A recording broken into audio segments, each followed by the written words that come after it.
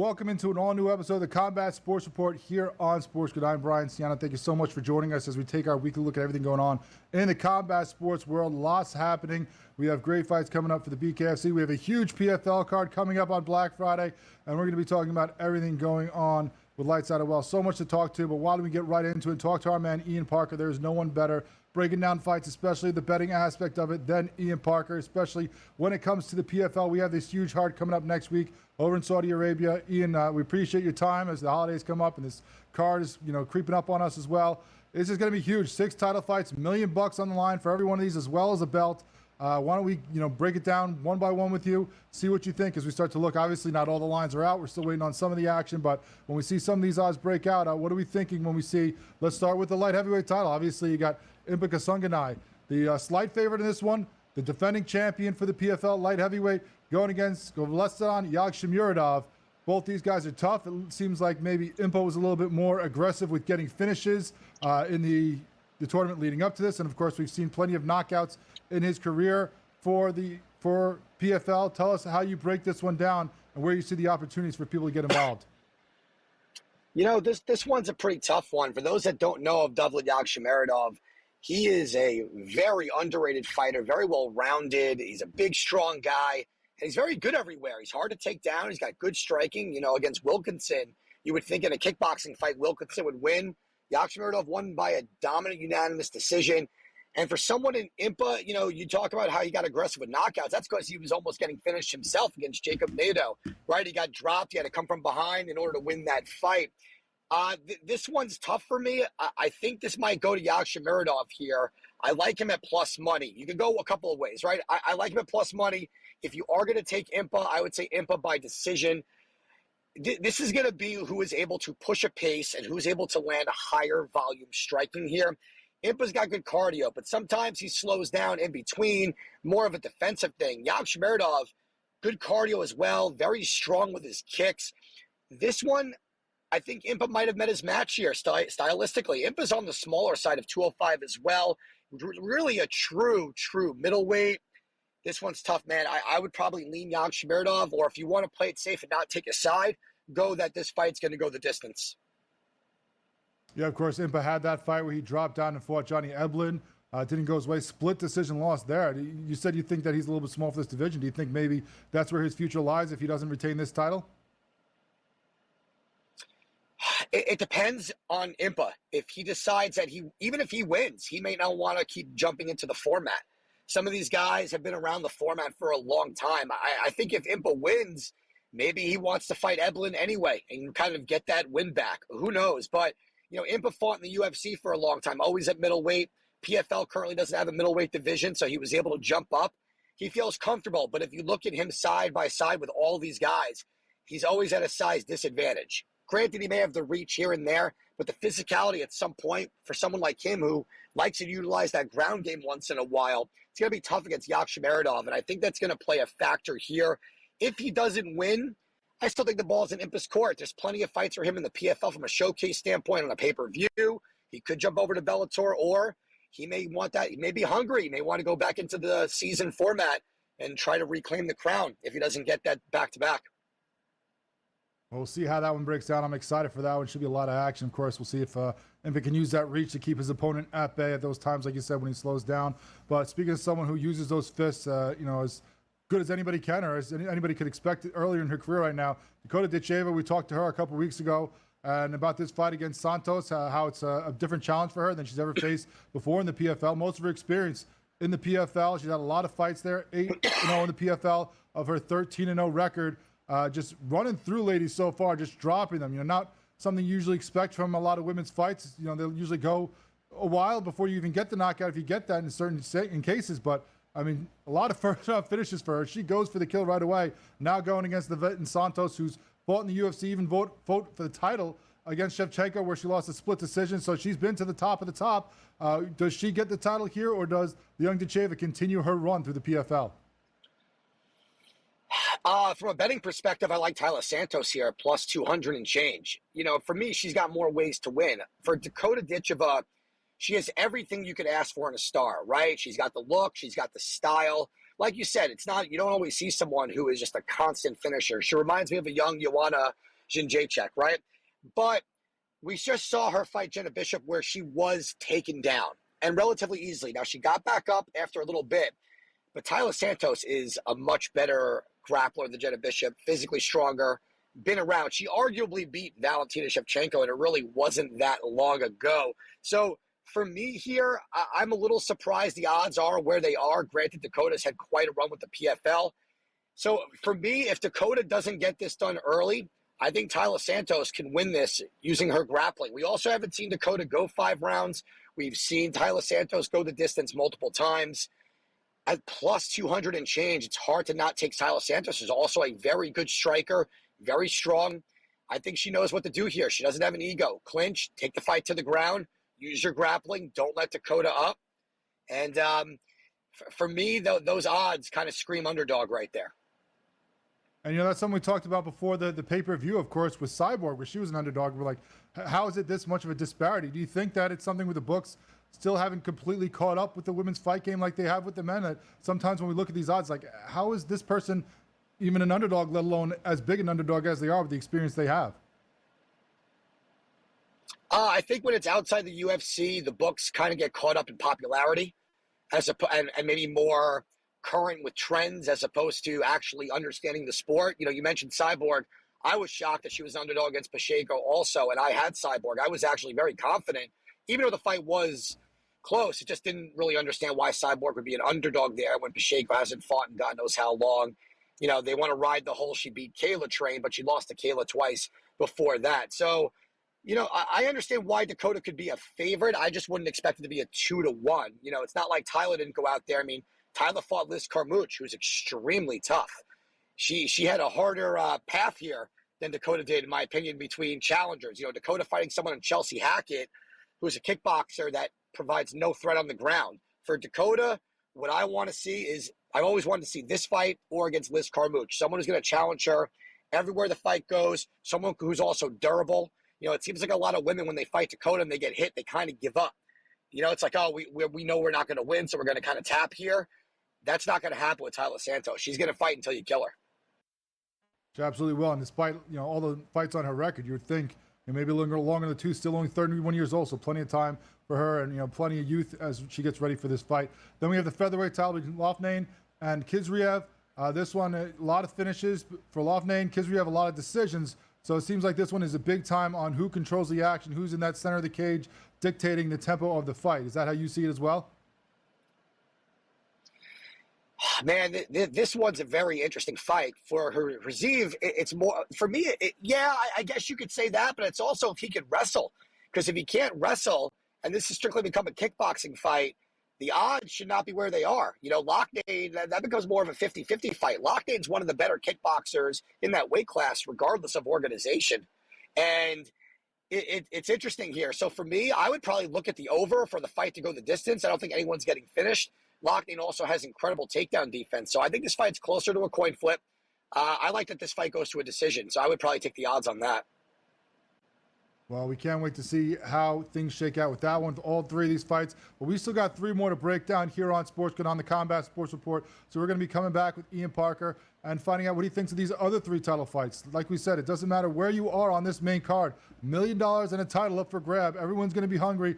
Everything's worth watching. So make sure you check in. And, when everything's worth watching, it's also worth betting, as we love to do here on SportsGrid. And no one better talked about it than Ian Parker. We'll come right back here on the Combat Sports with him and find out what he thinks about these other 3 title fights that we have coming up on November 29th. Black Friday, lots of great action in the afternoon from the PFL.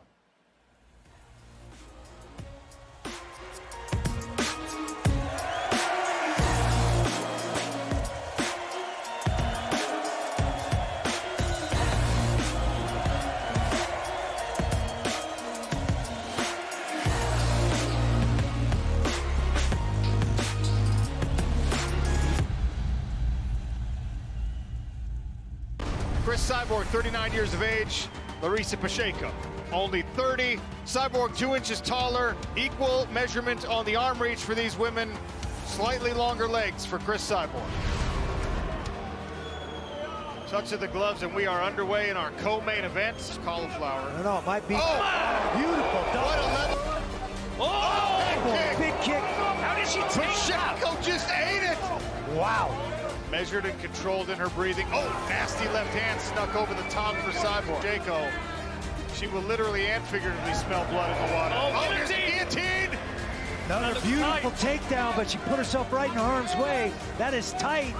Good short elbow there. Very nice. Oh. Good overhand right there from Cyborg.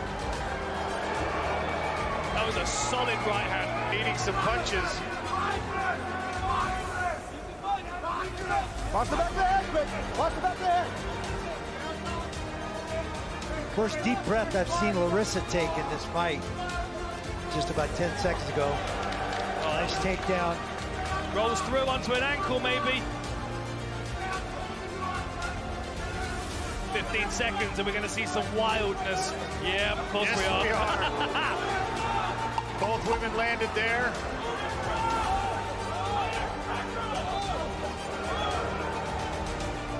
They'll swing away to the final bell here. 9-46, all happen for the winner by unanimous decision. And now the PFL Super Fights Women's Featherweight World Champion, Chris Cyborg! The legend adds to her legacy. Chris Cyborg.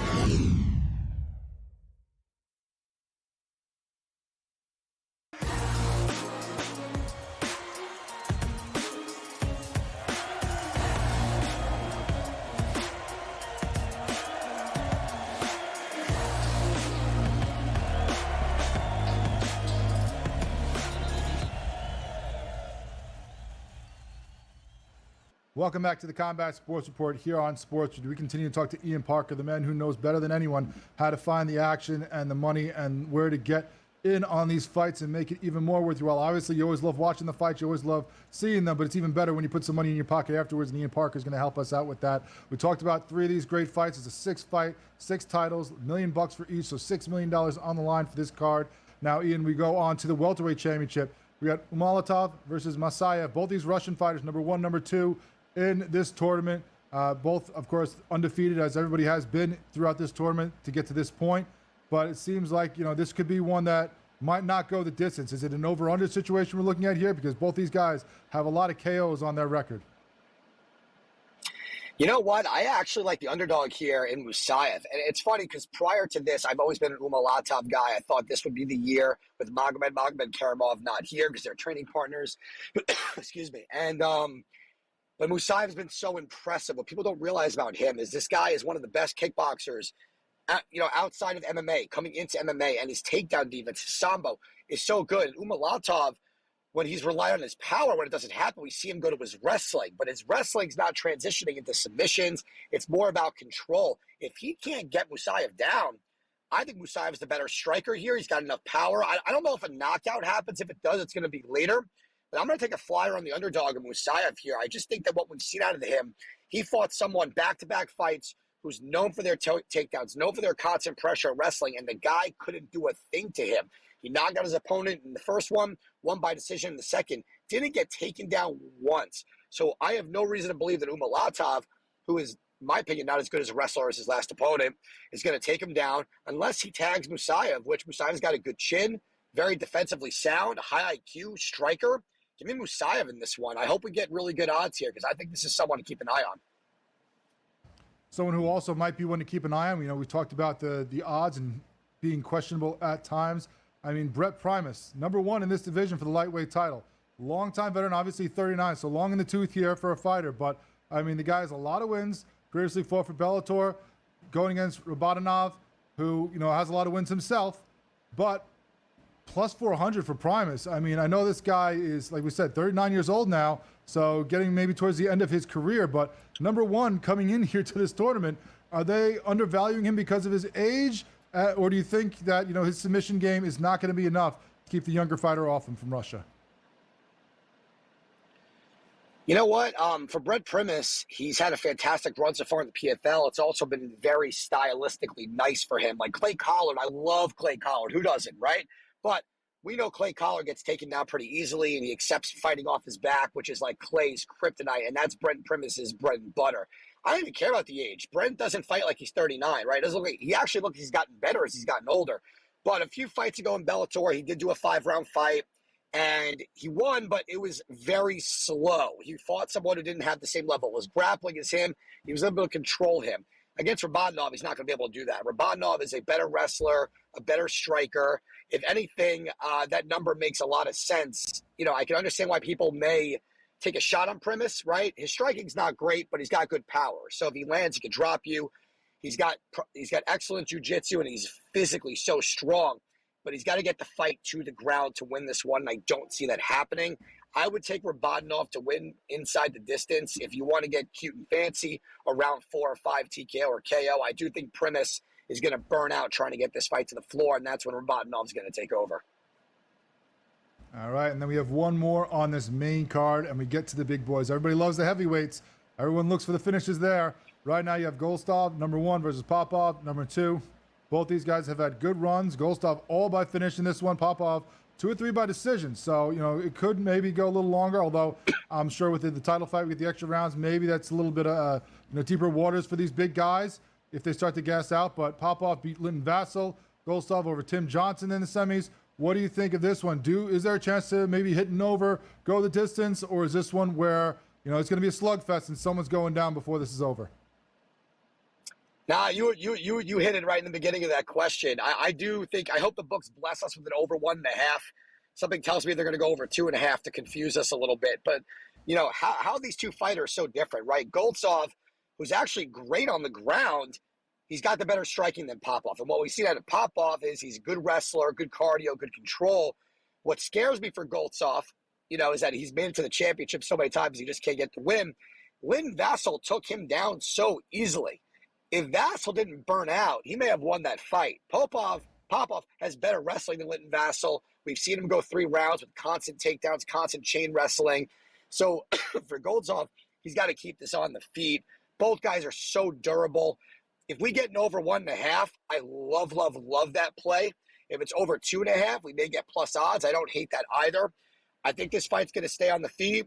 I think Goltsov will get the win, but the overs are the more attractive play here.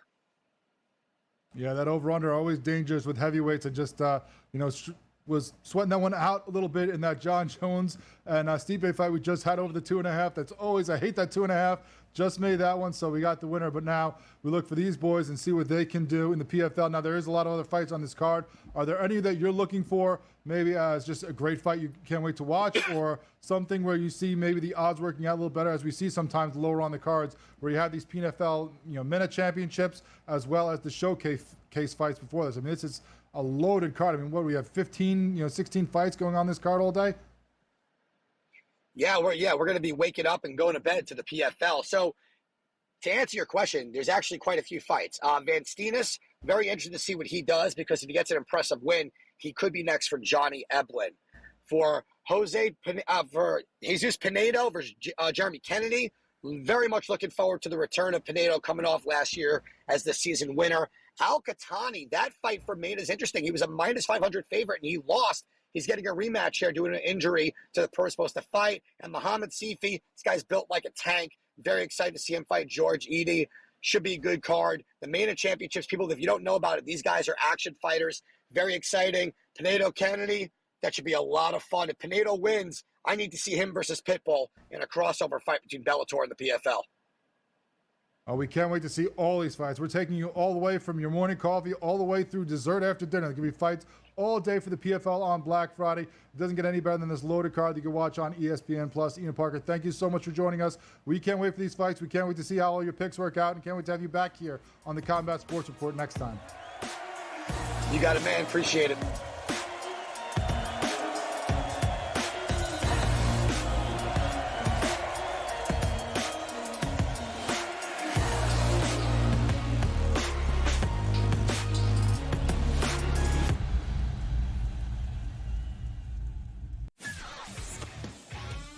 Together, both Devontae Adams and Garrett Wilson had huge nights. Aaron Rodgers loves the 2 big targets, and he says if this is going to happen, it's going to be very tough on the defense to decide who they want to go after. Adams and this kid, Wilson, I won't deny what they can do, but nobody else does jack. Pharrell Coast to Coast, only on SportsGrid. We live in a society right now where everybody's a snowflake, everybody's a cupcake, and everybody thinks that nothing is fair. Everything is like, it's not fair. We should have a better chance. We need more. You know what? I'm old enough to remember when you needed to have a perfect goddamn record to win a college football championship. That's the way it was. 11-1, too bad. Sports Rage tonight, only on SportsGrid. Grandma Bear, who owns the football team, probably comes in, gives a little, oh, man, you're such a good little boy out there. Congratulations, the way you coach this football team. I'm never going to fire you. Totally, I missed you pinching your own cheek. As I was looking down and did not know we were getting. Oh, Donnie, you got such a good show there with that guy named Ben. Like, that's what your grandma will do to you when you go see her on Thanksgiving or Christmas, The Early Line, only on SportsGrid.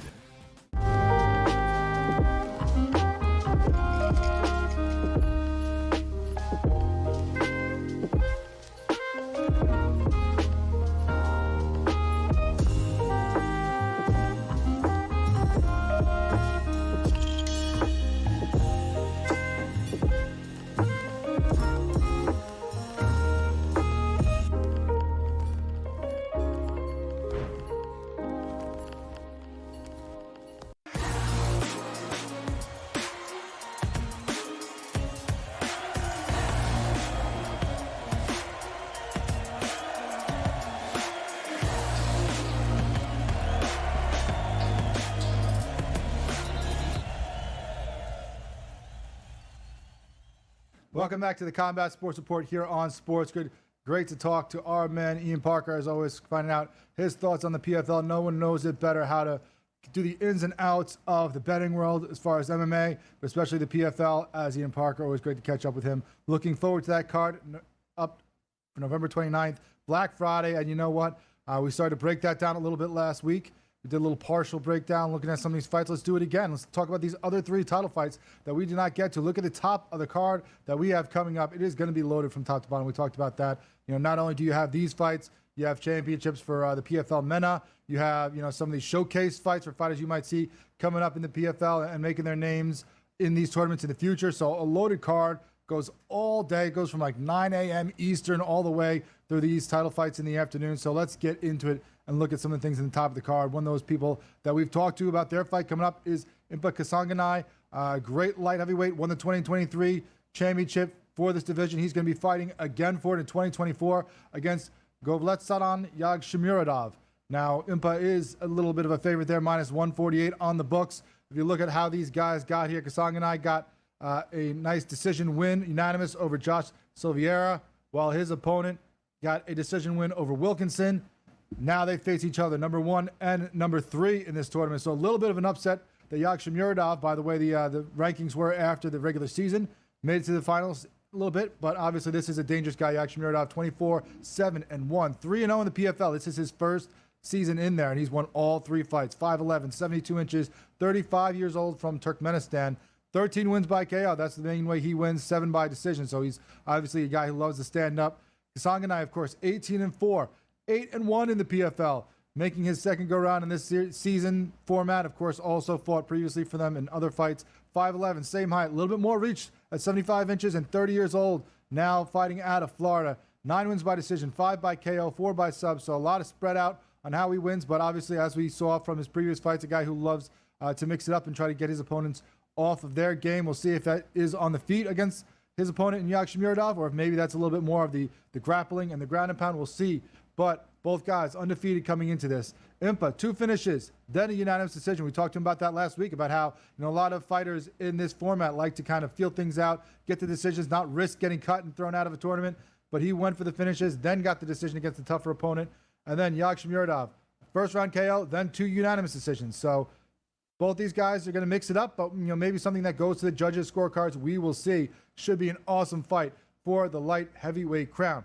Then, of course, you have the women matching up against each other. We talked to Dakota Ditcheva a couple weeks ago. She's going to be fighting for that title against Tyler Santos. Santos, 22-3, 3-0 in the PFL. Her first season there, as you see, number 1, number 2 in this tournament. Santos a little shorter, 5'6", while Ditcheva's 5'8". A little bit shorter on the reach, 67.5 by 70 inches for Ditcheva. A little older, 31 years old, the Brazilian, versus the English fighter Ditcheva, who's 13-0. Ditcheva, 11 of her 13 wins by KO. Santos had 7 UFC fights, of course, even fought for the title against Shevchenko. So this is the most experienced and maybe most dangerous fighter that Ditcheva has ever fought in her PFL career. We'll see how she matches up against her, but we know what her style is going to be. It's going to be coming forward. It's going to be attacking. Both of them 3-0 this season. Ditcheva all by first-round finishes. Santos had a rear naked choke, split decision, unanimous decision. So while Santos is going to win any way she can, Ditcheva is going to look to take her head off. Can she do that against the vet, or is Santos going to be able to take her down and neutralize her a little bit more? We will see. But Ditcheva, a big favorite, minus 245 right now in the books. And then at featherweight, you have Brandon Loughnane versus Timur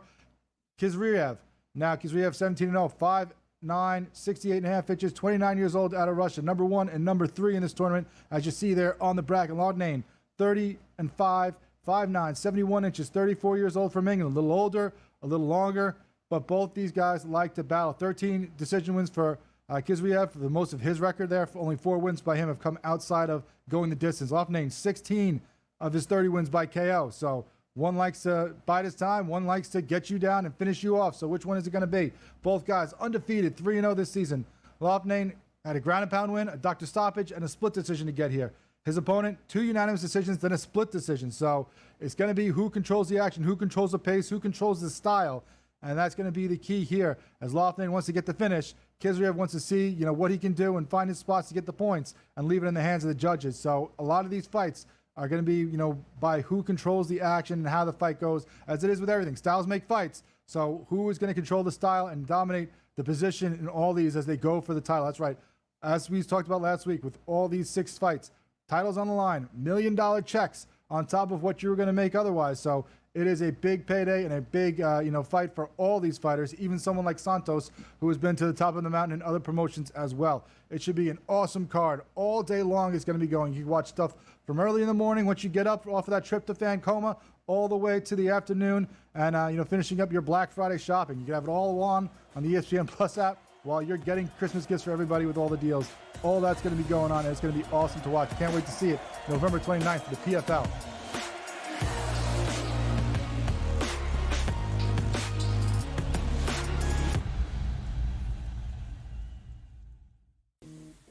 Right here with you on Pro Football Today on SportsGrid. Odds in motion, trying to see what lines have moved throughout the week. Never felt more comfortable in this set than I do for this year. I am ready. I'm just getting angry. The hot takes are going to be here all long, people.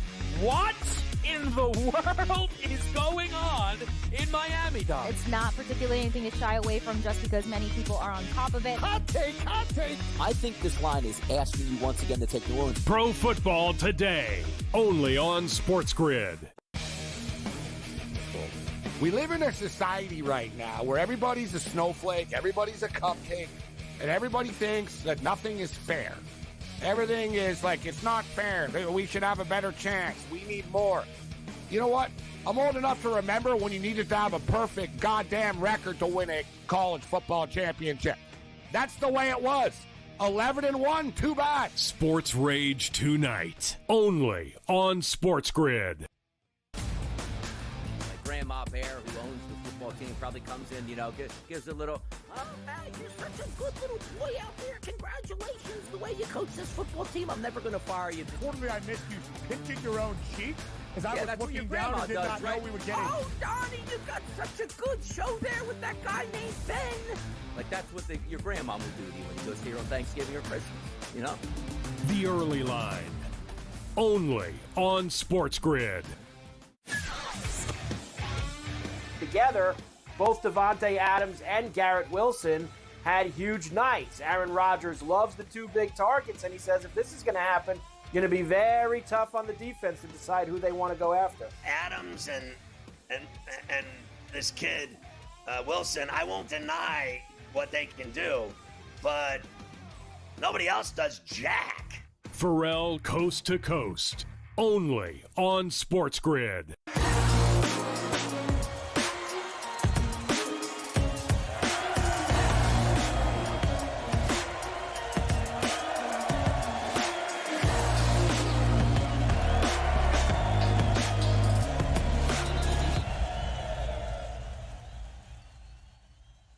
Welcome back to the Combat Sports Report here on Sports. We're going to shift gears here a little bit and move over into the BKFC. A great card coming up this weekend. Headlined by none other than one of the more exciting guys in the BKFC, of course, bad boy Ruben Warr, who joins us now, training out in Cali. Of course, Cali native, living in Louisville, now back out there and training. How has that been for you, being back out in Cali for all this training camp? You said for 5 weeks. That's a long time to be away from home and be getting ready for this fight. What made the shift to go train out there, and how are you feeling?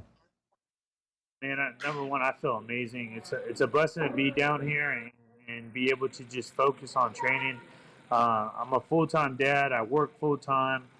When I'm back home, I work 7 days a week, and I take care of my kids. I pick them up from school. I take them to school. So to come out here and be able to focus on just training, it means a lot to me. You know, I have not taking this lightly. I train 2 to 3 times a day. I'm in the best shape of my life at 36, and I'm truly blessed to be in this gym. So I'm ready to showcase my skills this weekend and knock Bovar out in the first round and continue to do that every fight. Yeah, what you've done is already amazing in the BKFC with as you talk about your kids, you post about them a lot and how important it is for you to be a dad and to get the best for them. I mean, as a guy who is also a dad of 2, sometimes 3. My other daughter is down. Just those days when I'm sitting there and it's my turn for a couple hours to watch the kids, it's like, all right, when's mom getting home? I need a break here. So I can't imagine you, having them all to yourself, full-time dad and working, how you were able to even fit in training, let alone, doing what you're doing in the BKFC. So congrats to you on everything you've done so far. And, we can't wait to see what is next this weekend in this great fight out there in California. This is your 4th fight already this year. I mean, this arc that you've been on, going from, tryouts early this year, I believe, what was it, January you were trying out for the BKFC, and now we're in November, and this is already your 4th fight. That just shows how much you love to get in there and mix it up. Yeah, man, I told BKFC at the tryouts, when I was the number 1 pick, I told them I wanted all the smoke to line them all up. I don't take any days off. I'll be back in the gym, Monday. I'll be back to working 7 days a week, Monday. My goal is to establish a foundation for my family to where when they get older, they don't ever struggle the way I did. I was homeless. I was homeless trying to chase a dream. I never really had confidence in myself until now. Back then it was hard to have confidence in myself. I didn't even have a roof over my head. So I was taking fights to survive. And people don't understand how that feels mentally and what that does to you mentally. So I took a lot of fights and I lost a lot and I won a lot, and I never gave up. I tried to step away from the sport to be a full-time dad and focus on being the best dad I can, and God brought me back in here. So I don't want to take it for granted, and I've been working my butt off every single day and trying to get better every single day, and that way this Saturday I put on an unbelievable performance again when people have been doubting me this whole time. So yeah, that's what a lot of people don't get. Obviously, when they look at a fighter, all we really look at, if we don't know that person, is the record, is the wins and losses, and sometimes people don't see the story behind all that. Like you said, the struggles you were going through to get to this point in your career, and it wasn't necessarily about winning and losing for you. It was about that next fight, that next payday, because that's how you were surviving, and that's how you were, taking care of your kids. How, tell people about that. How, the struggle is for you wasn't necessarily about getting to be the best fighter you were. It was just about taking care of your kids any way you could, and that's the way that it was. Win, lose, or draw, as long as you got that check to get a roof over their head and food in their belly, that's what mattered most. It's the hardest thing I've ever done in my life. I've been on my own for a very long time since I was a teenager. I've had to overcome adversity since I was a teenager, and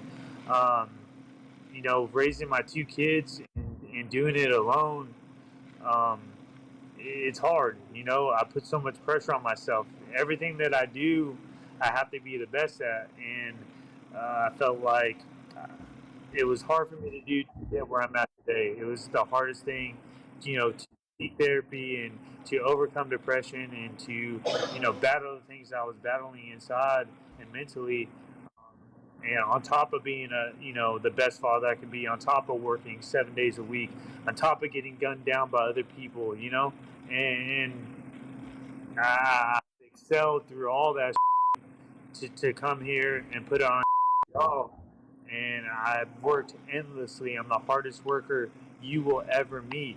Nobody will outwork me. Anybody who knows me will tell you nobody will outwork me, because they won't.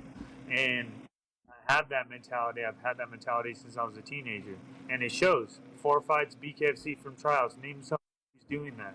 Name somebody who put Robbie out the way he did, or the way I did. No one's doing what I'm doing. So, let's go. Obviously, it's been a great ride for you so far in the BKFC, and we're looking to see it continue and be even better this weekend coming up. We're going to talk about that fight in just a minute. But how do you keep that focus? How do you get to where you are, at your best when you're full-time dad, when you're raising kids, when you're working 7 days a week?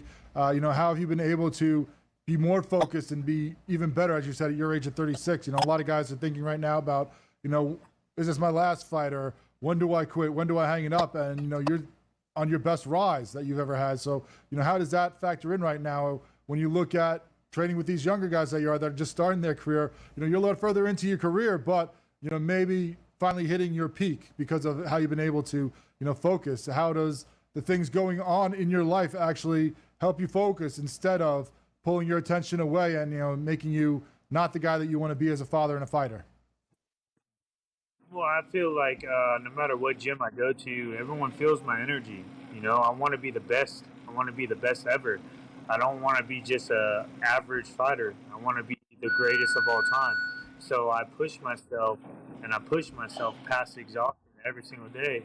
A lot of that has to do with, looking at where I was, and have everything taken from me and be at the bottom of my life, and then to where I'm at now, where it's like my door is finally open. I've been to numerous people.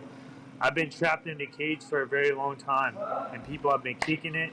People have been spitting on me. People put it on fire, and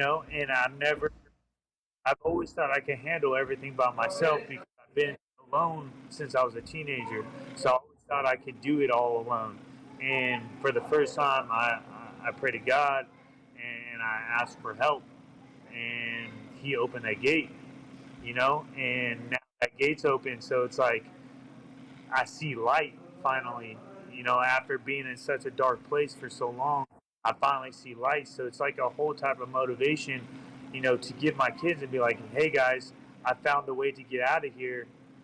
There's the light. Let's follow the light. I'm going to take us there. And now I'm trying to skyrocket with it, and try to give my kids the best life. So, it all starts on Saturday. It all starts Saturday.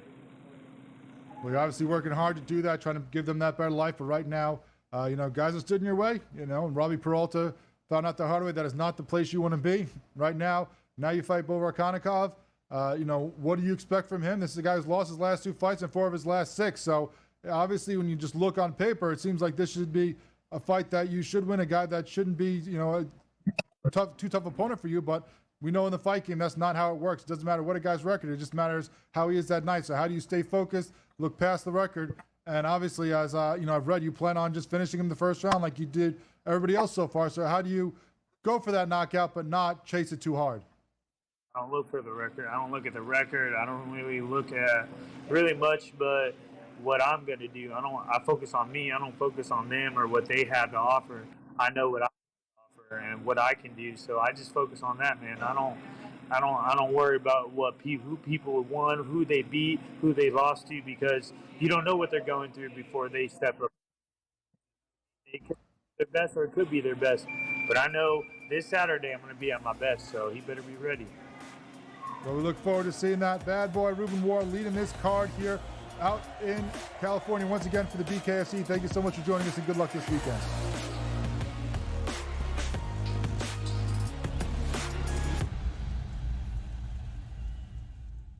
The sharpest football contest show in the land. The Las Vegas Football Contest Show focuses on Circus Sports Million, Circus Survivor, and the Westgate Super Contest, handicapping the games and releasing our contest picks every week of the season.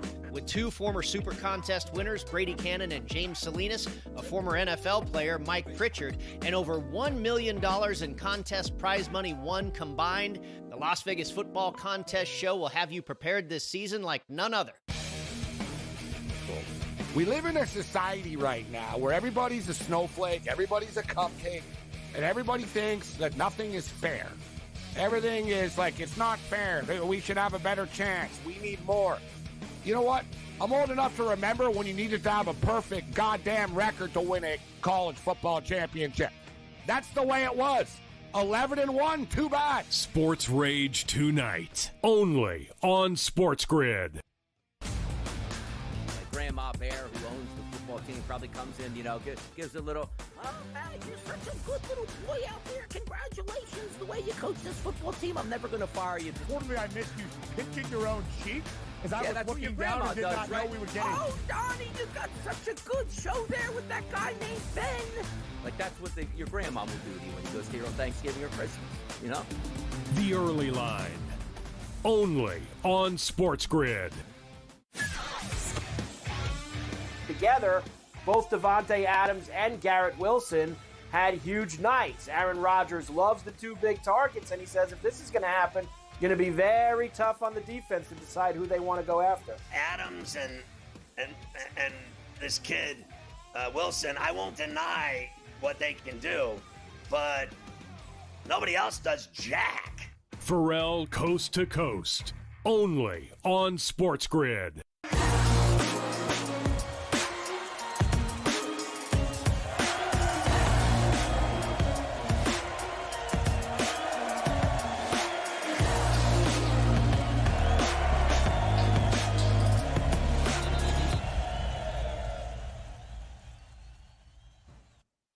Welcome back to the Combat Sports Report as we continue to talk about the BKFC and we preview this card. Great to catch up with our man Ruben Warr as he gets ready to do battle in the main event of that great card on November 23rd, 9 o'clock Eastern Time, 6 local time out there in California. BKFC Fight Night, Los Angeles. As you said, he will headline that card. Lightweight fight against Bovar, the Gladiator Konnikov. This is a big fight for both these guys for different reasons. Now, Konnikov, the 33-year-old Ukrainian fighter, coming in 1-2 in the BKFC. Lost his last two. Got the first win. Now has back-to-back losses under the BKFC banner. 5'9" fighter going to be fighting against the bad boy Ruben Warr, who's undefeated right now in the BKFC. 2-0 with 1 no contest. Now, he had that fight that he fought out there. I believe it was Knucklemania, that fight against, of course, Andrew Angelcourt. That has since been changed to a no contest. It was a split decision loss. A very, tight loss. We talked to Ruben about that fight before the Robbie Peralta fight that, if you watch that back, not sure that really should have gone the way it did. And that's not coming from a bias because we've had Andrew on the phone here on the call many times on the show. And we love talking to him. Great guy, great story that he's had coming out of Barstow. But still felt like Ruben Warr probably should have gotten that decision. And now that one has been changed to a no contest. So Ruben Warr now undefeated in the BKFC. Both his wins, first round KO. Now, that Angelcourt fight went all the way, but the other ones, quick finishes, and that's what he's going to be looking to do, the 36-year-old fighter, 5'8", coming in here, as you talked about. You heard him, saying, doing it for his kids. And, at 36, a lot of times you're looking at a fighter, and that's a guy that, all right, maybe this is towards the end of his career. What does he have left? How many, fights has he had that he takes that damage, that maybe he doesn't have the same chin anymore? But this is a guy who took years off. When he started having kids, when he started having issues in his life. He gave up on fighting for a while to focus on that, to focus on getting himself right, to focus on taking care of his kids and trying to make a better life for them than he has had, himself earlier in his life. So now coming back, he might not have all that damage that another normal 36-year-old fighter has. And when you go through the BKFC like he has so far, just dropping guys in the first round, not much damage you're sustaining, especially when you fight Robbins Peralta and you knock him out in 6. Well, it really should be 3 seconds because of how quickly he dropped in that quick combo. 1-2, lights out. Refs tried to start the count. Probably shouldn't have because obviously Robbie Peralta was completely out and getting that quick knockout. So he hasn't taken the damage in the BKFC, that he might have taken earlier in his career with some of the losses he faced. So now he comes in here fresh at 36. He says he feels better than he has ever felt in his career, more focused than he ever had. You heard him talk about to us on the show 5 weeks out there in California, just locked in on his training camp, not dealing with the issues at home in Louisville, not focused on his 9 to 5. He is just focused on being the best he can for this main event that he is going to fight. How could you not roll with a guy that's locked in like that against an opponent who has lost his last 2? Obviously, Konikov, a dangerous fighter, but still, you got to think that Ruben Warr has a clear advantage in this one. And then what happens next? He said he wants that title fight. He wants to go and try to take that belt from Tenaglia, whether it be in Spain or Argentina or in the U.S. He thinks that belt belongs here. Tony Loco Soto didn't get the job done. He doesn't think that he should get a rematch right away. He thinks next in line should get the next chance, and he thinks he should be that next in line with a great performance here, even though he's not currently in that top 5 rankings for the BKFC. We'll see what he can do in front of his former hometown fans in L.A. as he tries to continue to make a name for himself with his 4th fight in 2024 for the BKFC. A guy, as we said, just tried out in January. We're not even to Christmas, not even Thanksgiving, and this guy's going to have 4 fights. That's how hungry he is in this combat sport. Then also the co-main event will be a heavyweight bout between some guys that you might know. LeVar Johnson versus Bobby the Zombie Brents. Now, Brent's 42 years old, 0-2 in the BKFC, both by KO. Had some bare-knuckle experience in other promotions where he was 1-0. 5'9", got one Bellator fight under his belt. That's right, a heavyweight at 5'9". Obviously puts you at disadvantage when you're thinking of some of the other guys in this division, especially against a guy like LeVar Johnson, the 6'4" former WEC, Strikeforce, UFC, and Bellator fighter.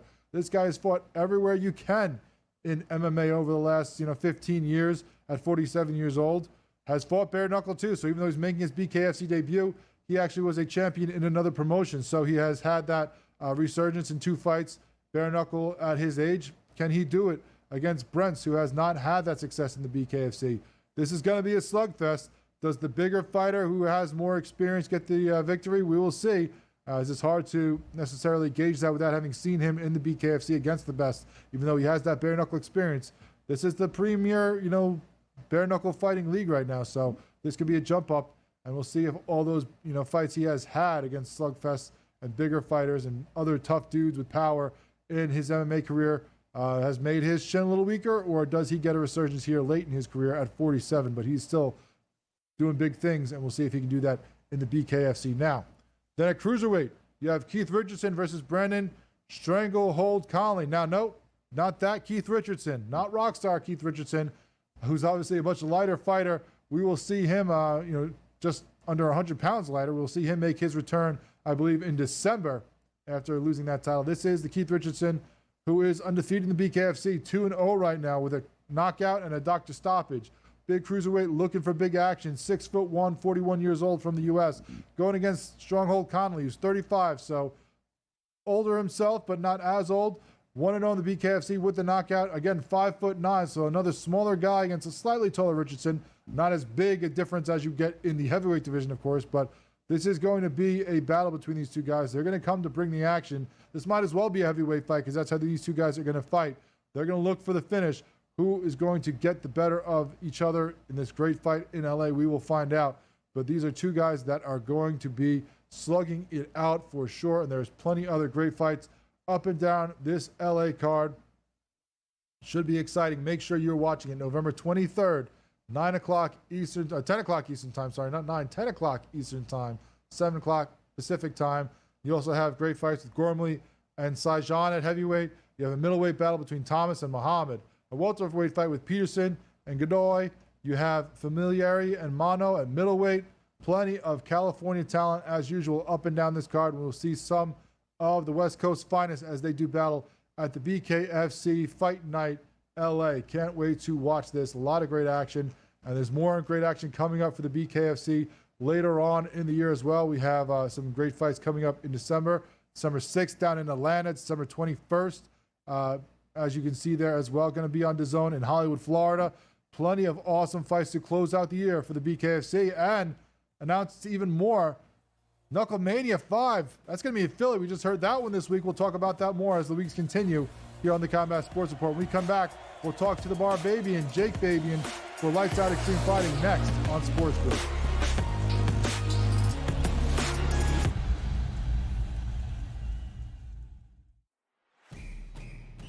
it's a new era in CFB to start off this year, put on full display. My take on this game is simple. I know some people will be upset about it. Good riddance to the Pac-12. Can you do it in terms of the week to week to week? I don't see a pathway for this team to miss the college football playoffs. We want to make sure you have those best bets in the entirety of our betting cards. That was Lincoln! But he had that program was already going there. Only on SportsGrid. We live in a society right now where everybody's a snowflake, everybody's a cupcake, and everybody thinks that nothing is fair. Everything is like, it's not fair. We should have a better chance. We need more. You know what? I'm old enough to remember when you needed to have a perfect goddamn record to win a college football championship. That's the way it was. 11-1, too bad. Sports Rage tonight. Only on SportsGrid. The two guys that can do it all. Too much electricity this morning. This is a good time. We're having a lot of fun. I had to do a triple take. Ka-ching! Why? Because of parity. I didn't mean to offend. Yeah, it's not going to happen. Load management is a dirty word. Let him rip. You know what? Circumstances provide the results. What? How do you do this once? Oh, Donnie, you got such a good show there. A network that is booming. The Early Line. Only on SportsGrid. When you look at Marcus Johnson, when you look at Nikola Jokic, these aren't guys that are big, super athletic, dunking and jumping over people. These are just guys that are clean, skilled footwork, and do things below the rim that make the everyday guy look like it'd be like, I can do that. But you can't, and neither can I. Betting above the rim. Only on SportsGrid.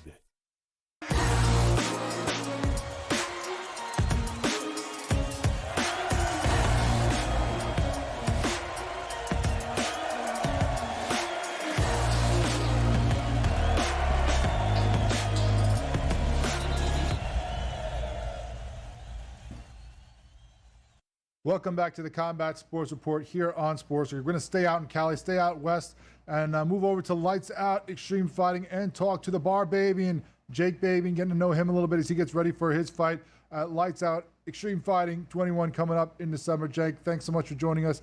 Appreciate your time. And now I know you're out in Cali there, but if I'm not mistaken, that's not where you started, right? You're a Hawaii boy? Is that where you were originally from, out in the islands? Sorry, you're cutting out a little bit. I need to hear that one more time. I know you're out in Cali now. You're living out there. You're getting ready to fight for Lights Out Extreme Fighting. But, you're originally from Hawaii, if I'm not mistaken, right? Out on the Big Island? Yeah, I'm from Hawaii originally, Waikoloa on the Big Island. Moved out here 4 years ago, and I've been competing out here in the local circuit with California. Lights Out, I'm going to be debuting on there. This is my 5th pro fight, so looking forward to working with them. They've been great so far. Well, we're looking forward to your debut as well. Now, what was that like making that transition from Hawaii to the mainland? Was it more about your career? Were there other factors in it, or is it just that you did what you could out there in your training and with the gyms that were there, and now you wanted to come over to California, hit some of the gyms there, and really take your career up a level?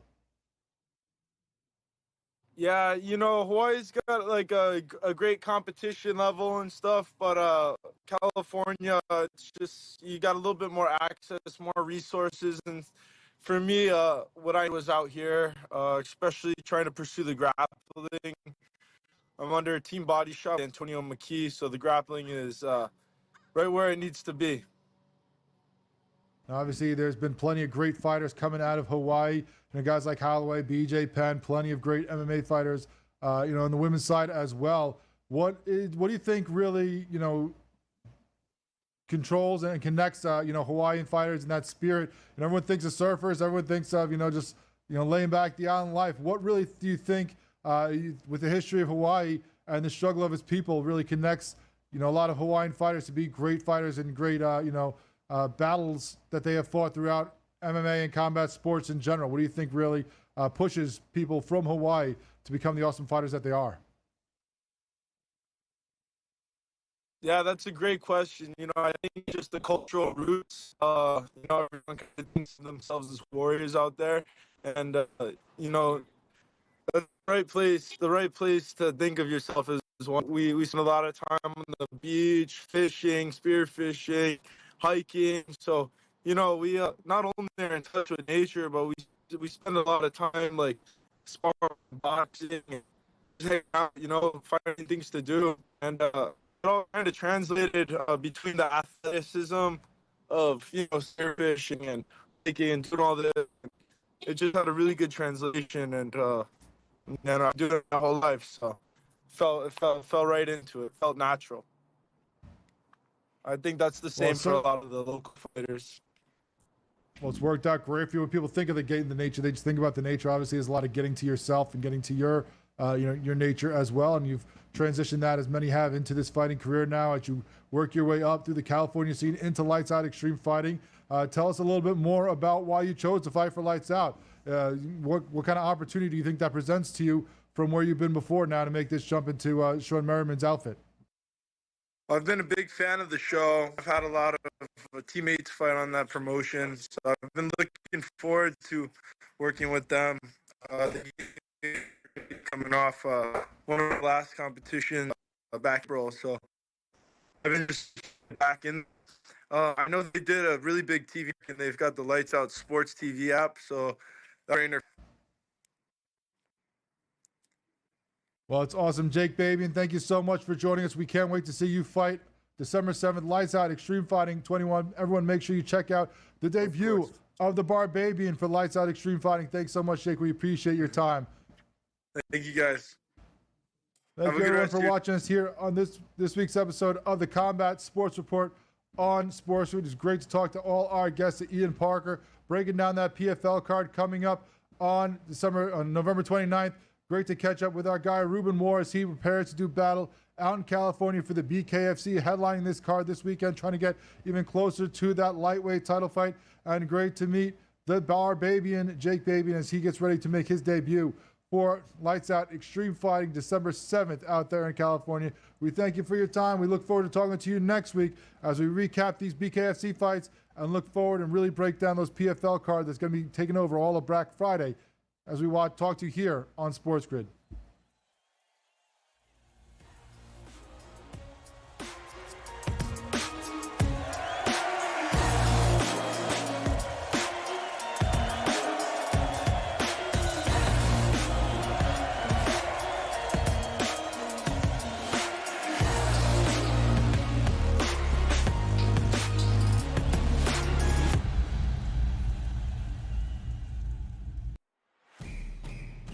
It's a new era in CFB to start off this year, put on full display. My take on this game is simple. I know some people will be upset about it. Good riddance to the Pac-12. Can you do it in terms of the week to week to week? I don't see a pathway for this team to miss the college football playoffs. We want to make sure you have those best bets in the entirety of our betting cards. That was Lincoln! But he had that program was already going there! Only on SportsGrid. We live in a society right now where everybody's a snowflake, everybody's a cupcake, and everybody thinks that nothing is fair. Everything is like, it's not fair. We should have a better chance. We need more. You know what? I'm old enough to remember when you needed to have a perfect goddamn record to win a college football championship. That's the way it was. 11-1, too bad. Sports Rage tonight, only on SportsGrid. Two guys that can do it all. Too much electricity this morning. This is a good time. We're having a lot of fun. I had to do a triple take. Ka-ching! Why? Because of parity. I didn't mean to offend. Yeah, it's not going to happen. Load management is a dirty word. Let him rip. You know what? Circumstances provide the results. What? How do you do this one? Oh, Donnie, you got such a good show there. A network that is booming. The Early Line, only on SportsGrid. When you look at Marcus Johnson, when you look at Nikola Jokic, these aren't guys that are big, super athletic, dunking and jumping over people. These are just guys that are clean, skilled footwork, and do things below the rim that make the everyday guy look like it'd be like, I can do that. But you can't, and neither can I. Betting above the rim, only on SportsGrid.